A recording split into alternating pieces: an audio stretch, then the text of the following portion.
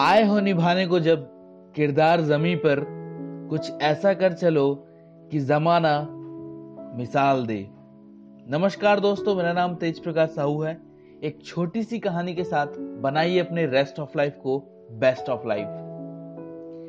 एक आदमी रेगिस्तान से गुजरते वक्त बुदबुदा रहा था, कितनी बेकार जगह है ये, बिल्कुल भी हरियाली नहीं है और हो भी कैसे सकती है, यहाँ तो पानी का नामो निशान भी नहीं है। तपती रेत में वो जैसे जैसे आगे बढ़ रहा था, उसका गुस्सा भी बढ़ता जा रहा था।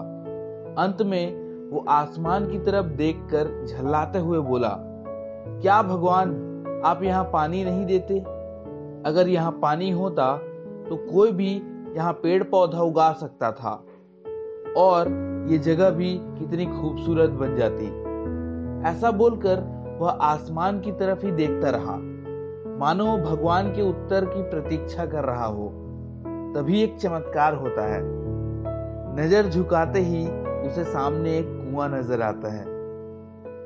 वह उस इलाके में बरसों से आ जा रहा था, पर आज तक उसे वहां कोई कुआं नहीं दिखा था। वह आश्चर्य में पड़ गया और दौड़कर कुएं के पास गया। कुआं लबालब पानी से भरा था। उसने एक बार फिर आसमान की तरफ देखा और पानी के लिए धन्यवाद करने की बजाय बोला, पानी तो ठीक है, लेकिन इसे निकालने के लिए कोई उपाय भी हो तो मानूं। उसका ऐसा कहना था कि उसे कुएं के बगल में ही पड़ी रस्सी और बाल्टी दिख गई। एक बार फिर उसे अपनी आंखों पर यकीन नहीं हुआ। वह कुछ घबराहट के साथ आसमान की ओर देखा और बोला, लेकिन मैं ये पानी ढोऊंगा कैसे? तभी उसे महसूस होता है कि कोई उसे पीछे से छू रहा है। पलट कर देखा तो उसे एक ऊंट उसके पीछे खड़ा था। अब वह आदमी अब एकदम घबरा जाता है।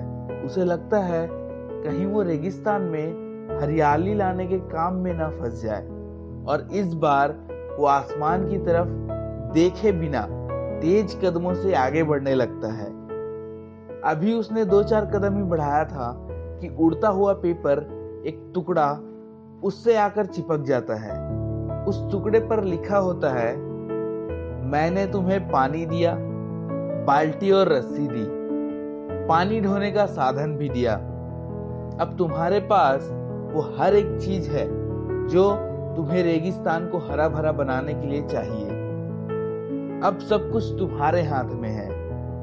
आदमी एक क्षण के लिए ठहरा, पर अगले ही पल वह आगे से बढ़ गया और रेगिस्तान कभी भी हरा भरा नहीं बन पाया। फ्रेंड्स, कई बार हम चीजों के अपने मन मुताबिक न होने पर दूसरों को दोष देते हैं। कभी हम सरकार को दोष ठहराते हैं, कभी अपने पेरेंट्स को, कभी कंपनी को, तो कभी भगवान को। पर इस ब्लेम गेम के चक्कर में हम इस इंपॉर्टेंट फैक्ट को इग्नोर कर देते हैं कि एक इंसान होने के नाते हम में वो शक्ति है कि हम अपने सभी सपनों को खुद साकार कर सकते हैं। शुरुआत में भले लगे कि ऐसा कैसे संभव है, पर जिस तरह इस कहानी में उस इंसान को रेगिस्तान हरा भरा बनाने के लिए सारे साधन मिल जाते हैं, उसी तरह हमें भी एफर्ट करने पर अपना गोल अचीव करने के लिए सारी रिसोर्सेस मिल सकते हैं। पर समस्या ये है कि ज्यादातर लोग इन रिसोर्सेस के होने पर भी उस आदमी की तरह बस कंप्लेन करना जानते हैं, अपनी मेहनत से अपनी दुनिया बदलना नहीं। तो चलिए आज इस कहानी से सीख लेते हुए हम शिकायत करना छोड़ें और जिम्मेदारी लेकर अपनी दुनिया बदलना शुरू करें, क्योंकि सचमुच सब कुछ तुम्हारे हाथ में है।